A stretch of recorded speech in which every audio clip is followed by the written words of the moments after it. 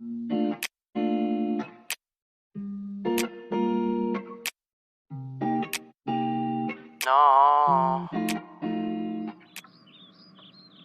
Pit, maneh tugas geus tacan. Tugas nu mana ai maneh? Eta tugasna Pak Udin anu dititah ngitungan batu kerikil di rel kereta. Uing encan sia kumaha tuh? Tatau, hayo sia can ngerjakeun. Cek kelas batur mah nu teu ngerjakeun tugas dititah jadi patung Mona Lisa di hareupeun kelas. Marane nyaho teu?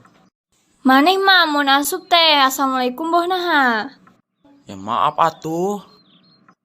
Naon aya naon? Eta si Pararel cenah mah pan selingkuh. Ih, kakara datang geus ngagibah. Lain ngagibah ieu mah, berbagi informasi. Seru bae deh. Woi, barudak. Keur naraon ieu? Mane naha sih ribu bae, cicing deh.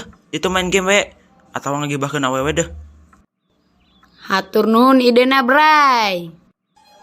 Ye. Lanjutkan ceritana deh, sigana resep dicarita. Ngagibahkeun saha sih?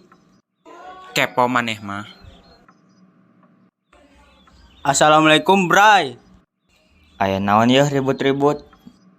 GPP. Santuy be atuh. Punten mangga. Maksudna punten teh bade mari hiji.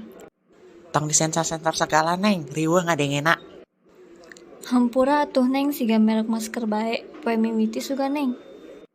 Merek masker, sendi, sensi. Mohon neng. Bapak maksudna. Uing gebuk mane ngegero aing bapak. Ngalawak neng, garing. Atuh hampura pan heureuy. Jadi teh ieu teh pesena ribut bae. Jadi atuh neng. Put eta si Pararel lain. Ya, nah deh. Ganteng geuning. Ganteng ti ini maneh, aduk terjuk. Santuy we atuh.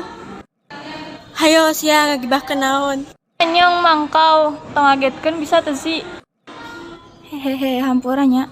Marane mah ribu bae teh siga ieu judul. Judulna riweuh sugan. Kamana bae Nyi Roro? Pita maksudna. Hayang ngomong kasar pan jadina teh kaganggu bae ku marane. Santuy Bu Haji. Pita, Putra, Cantika, Putri, keur naraon maneh ngagibah bae. Tong kitu bising buaya darat nangamu. Sa buaya darat.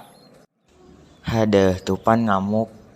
Randy cicing bising naik darah si putrana sing trauma diuber ku si putra. Awas marane ngomong gitu ka uing. Deulekeun maneh ku uing Uber.